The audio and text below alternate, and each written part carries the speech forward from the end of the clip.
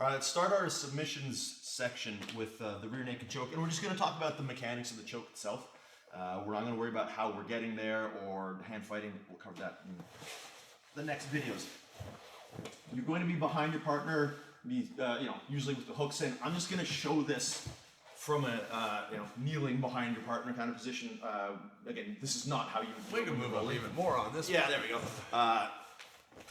So a couple things to think about. Generally speaking, any choke is going to be a triangle in the sense that, like, I want a shape on this side, a shape on this side that's cutting off the arteries and veins. There's a little bit of debate over that. Let's just say both. And then we want a shape on the back. So a backstop and two, roughly 45-degree angled. So we're making a triangle with our arm. And ideally the point of the triangle, so my elbow will be underneath our partner's chin. It doesn't have to be perfect. I can be a little bit off like this and it'll work just fine. Ideally, we don't want to be on the windpipe, but even that, frankly, is not all that important in the sense of the ultimate result, because the rear naked choke is maybe the most over-engineered submission out there. You can do it literally 50% wrong and you'll still choke somebody out. So don't worry too much about that. It's just that in training, windpiping your partner, not the greatest. Yeah, it's uncomfortable to say the least. So try to line it up so that your forearm and your biceps are going to be cutting off either side of the neck. And then the back of your forearm on the non-choking arm, so my right arm is choking, my left arm is assisting, and your head will be applying backstop pressure, which will drive your partner's head forward into the choke, also breaking their posture, which will create a little bit more of an effect. So there'll be other things that we're doing with the hooks. We'll talk about that in a second. I want to create compression on either side of the neck. And I want to make sure that my partner does not have access to this top arm. You can definitely find video of Matt Hughes pulling someone's arm off and then slamming them, and then anyway, it's archaic technology to have your hand on top of your partner's head. You want to insert it in the space between your shoulder and your partner's head, and we'll give you another angle in a second. You want to crawl your fingers down your spine, so you're creating as acute an angle as possible on the choke. And it's quite gentle because he's cutting off the blood to my brain, but I can still breathe, at least at the lighter pressures. Obviously, eventually he's going to start constricting so much around my neck, everything's going to eventually suck to a certain extent, but it should feel quite gentle. Yeah. Versus when he's going right across my the windpipe, and then it sucks, but it'll also take much longer. So it's not just your training partner's comfort that we're worried about with the choke. If you are interested in competing for one, but just being more effective in the gym, the less fatigued your arms are, the more effective you're going to be long term. And so choking somebody by squeezing their windpipe is more fatiguing than just cutting off the blood. A couple other things to add here.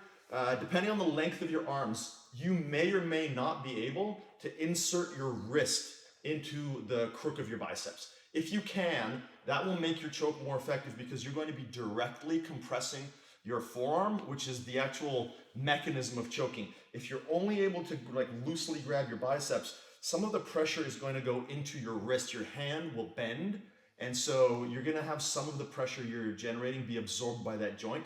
Again, this is such an over-engineered submission that shouldn't matter, but if you are able to get all the way into the crook of your biceps, then it's much tighter. If you are training in the gi and you've got short arms, feel free, if you can't get a good enough grip on your biceps, to just grab the gi material. If my arms were not long enough to grab my biceps, I could definitely do some of that. My arms are way too long, so you can see how much slack there is. So don't do this if you're not quite short, but you can grab the gi for assistance. You can also grab the back side of the gi to secure your hand in place where you're actually getting your forearm in the crook of your biceps. So there are a lot of little things you can do if you ever feel like the arms are slipping. Some people are very strong. If you grab my forearm here, if Rory was pulling my arm away and I felt like this was gonna break free, I might choose to grab my gi, and now if he pulls away, there's absolutely no way for him to do it. A couple of other things that'll assist you. Head pressure to bend the head sideways, and a slight rotational motion with the elbow will also help. And if we turn sideways, expanding my chest. So the choke exists, obviously, as most things in our world do, in 3 dimensions. So if I'm squeezing here, but I'm not adding pressure with my chest, there's a certain amount of extra space that exists. So I bring my head in, I apply the pressure, and now I'm going to take a deep breath and expand my chest, which is going to push Rory forward into the choke. So I'm pushing his head forward into the choke, and I'm pushing his chest into the choke to drive the pressure in. It also helps you be able to conserve energy, get oxygen to the muscles and stuff. All that, Because there's taking a deep times where breath you're in. going to burn out faster. And the joke I always kind of make is like, sometimes I can't tell who's going to pass out first when I see white belts choking each other because they're just someone doing hold their just breath hold while their they're breath, yeah. squeezing, and they're going red too. And it's like, no, you got to breathe while you're doing this. Breathe in all the different positions of jiu-jitsu while you're doing this. Now, one of the things I loved when I learned a proper rear naked choke from you, because I had some lesser instruction back in the day, is that putting the hand on the back of the head. Because from a self-defense situation, which is where the primary focus of my training back in the day was for that, and I was taught that you have to put your hand on the back of the head to make sure that the person can't headbutt backwards. Yeah. And it's like, well, okay. So Rob is still bringing a backstop in behind my neck, and as you can see, as he brings the chest in close and he's bringing his head in close, he ends up breaking my posture and he stops me from being able to actually thrash backwards. And then if he actually even needed to, he could even tuck his head down a bit to protect his eyes. But once Rob's tight like this, so if you are interested in protecting your eyes, which I mean you should be, but also that's not much of a thing. Just tuck your head down and place your eyebrow ridge against your forearm. And now I don't have to worry at all about headbutts. I don't have to worry about eye gouges. That's all, kind of silly. But let's just also quickly cover what we'll be doing with our hooks and with our legs when we apply the rear naked choke. So we've talked about adding force, both posture breaks forward, sideways, and then adding force to the back by expanding our chest. What we also want to do is sort of, for lack of a better term, simulate hanging the other person by, and I won't really apply the choke. I'll just I'll keep a seat belt. But I want to bring my knees in, and I want to bring my legs away so that I'm stretching Rory out. And so I'll do the actual choke mechanism once. So once I get here, I'm applying the choke, but I'm also pulling his upper body, pulling his upper body away from his lower body. Yeah, I feel like my back, that feels nice right now. It feels like I'm just kind of getting stretched when my hips are going one direction and my neck's going the other direction. And I'm just getting pulled backwards by my neck. While everything is being pushed forward into the choke. And then one other detail, and this is not specific to the rear naked choke, this is for any choke that you do, is how you want to think of it is if you picture a hose without any of the water pressure turned on, and it's pliable and you can kind of wrap it around something. And then once you turn the pressure on, it stiffens up. But basically, when you're putting your arm around someone's neck, so if I'm trying to get to this choke and my arm is already tense, it's actually very difficult for me to slip it all the way into the position that I want it to get to. I want to be as relaxed as possible with my arm when I'm shooting the choke. I want to be as relaxed as possible when I'm sinking the choke. And then I want to flex my arm, so I'm flexing, and that's not going to be super visible on camera. But basically, there's no tension. Like, my muscles are as relaxed as they can be. And then as I start to apply the choke, I'm actually doing, where's the beach, kind of flexing, making sure that my forearm and my biceps are engorged with blood and denying the blood that's going to his brain. So that will apply whether it's rear naked choke or any other chokes. Is relaxed, relaxed, relaxed, relaxed, relaxed, relaxed, relaxed, relaxed, relaxed, fully tense when you go to apply the choke. And this is much safer in the sense of just you not risking losing position, as well as we kind of talked about in the last video, where you're able to, you want to apply this slow and controlled still, because you want to conserve energy and you want to play mind games with your opponents. You're kind of like not revealing all the cards of how much energy and how much strength you have within that position. But unless you go right across like the Adam's apple, and that can be quite painful, or sometimes when we've got certain versions on the jaw, which we'll talk about that in a second. You can go much harder with this. Like, I'm not concerned when I'm seeing two white belts getting close to like a rear naked choke and they're defending it. It's like they can go much harder with it. Worst case scenario, you're gonna be a bit sore. Versus when we're seeing people defending arm bars later into the game. Mm-hmm. And then with that, the chokes are real, because as we had also talked about, when someone takes my arm out like this, I need to go to work tomorrow. I'm not going to let them get to the point where it's like, is this going to actually hurt me? We're getting a lot of early taps, which is good. That's how it's going to work in a gym environment. But it also means that last 10% that we're working on our breaking mechanics of actually being able to hurt somebody, we can't practice that. But when it comes to chokes, we're able to actually go quite a lot deeper with that. People feel a lot more comfortable fighting that to a deeper stage. Yeah. And so you know when you're practicing these rear naked chokes or any of the chokes, you're going to be able to simulate those well in competition. Yeah, there's the confidence that comes with, like, again, we've seen a few people go out and compete sometimes, and depending on where they got their training, they may not have the ability to execute on joint locks the way they wanted to, and people will tap to something in training that they would not. I know. Ever tap to I in experienced that competition. my first competition. I had several arm bars fully extended and then they're not tapping. I'm like, this is further than everyone else like already taps at the gym. And I'm like, this guy's ready to take a pop to the arm. It's like, I haven't worked that last little 5%. And then I'd lose the position. Yeah, exactly. So the great part of this is that even if you're a relatively beginner, like I would say in our gym within 2 or 3 months, people have gone through the 101 curriculum. Yep. They're learning how to do a rear naked choke, and they can do it at full application with full intensity, and we don't ever have to worry about them injuring anybody or losing a position. So, all right. So let's talk about the jaw thing. Yeah, I don't know why I volunteered. Just depending on where you train, you may or may not be told that it's okay. So please consult with your instructor. Certainly at our gym, we have this. I go over the jaw. Yeah, the jaw is not defense. Tucking your chin and having your chin like block my forearm and biceps access to the sides of your neck is not defense. The mechanism is the same. We're squeezing everything. We're bringing our biceps in. We're compressing.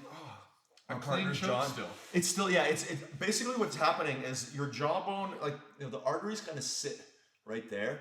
Your jawbone is just being compressed down and back. So as long as I'm executing the mechanism correctly, which is I'm trying to get my forearm to touch my biceps. I'm trying to take this angle and make it as acute as possible.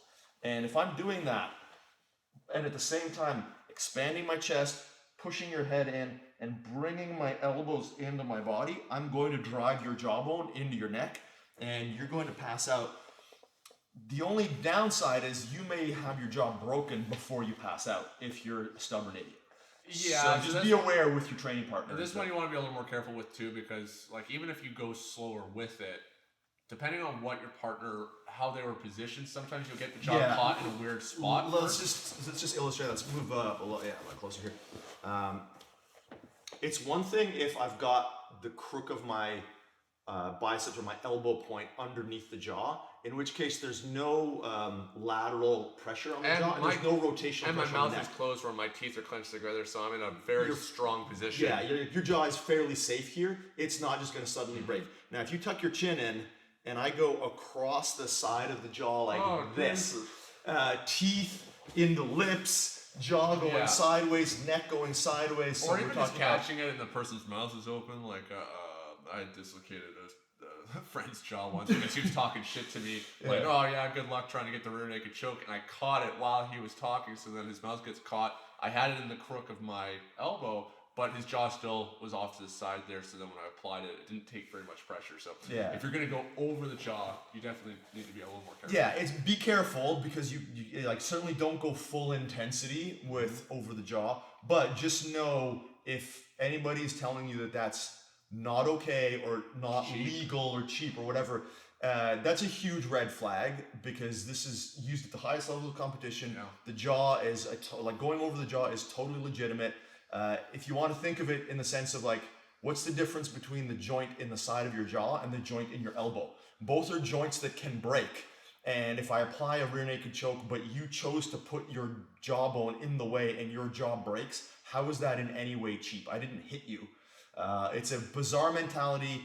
If you're at a club that has this mentality, chances are it's going to bleed into the rest of their jiu-jitsu, and their jiu-jitsu is not going to be that good. Sorry if that's... okay. And so one other thing I just wanted to touch on quickly is that when we're looking at blood choke / strangulations, we got to be mindful of understanding that our partner could go unconscious quite quickly. Yep. And making sure that we kind of try and recognize the signs of that a bit, because unlike when you're cutting off the airway, where someone's trying to take a breath in and then they can't get air to their lungs and then their brain starts to panic, we can quite comfortably fight quite late because we can still breathe. Oxygen gets to our lungs, goes into the bloodstream, but then it's not making it to our brain, and so it can be quite relaxing or unassuming at times where you think you have a little more time to fight and you don't. Yeah. And then with that, you're going to get rigidity of the body where you're going to actually feel like the person is, if they're pulling on that choke, they can actually still pass out while being quite tense. Yep. And they can also, I think it's called occipital fixation, where they'll pass out with their eyes open. Yep. And so if you're looking for these signs where like, oh, I'm just expecting Rory to go limp and just have his eyes closed and start snoring, it's not going to happen like that. It might not. It may. Yeah. People will occasionally snore. Yeah. They will occasionally blow snot bubbles. Yeah. They'll start twitching. So there are numerous reactions that you could So get. when you're practicing this and when you're actually going for this in sparring, pay attention to how clean you think that choke's coming on.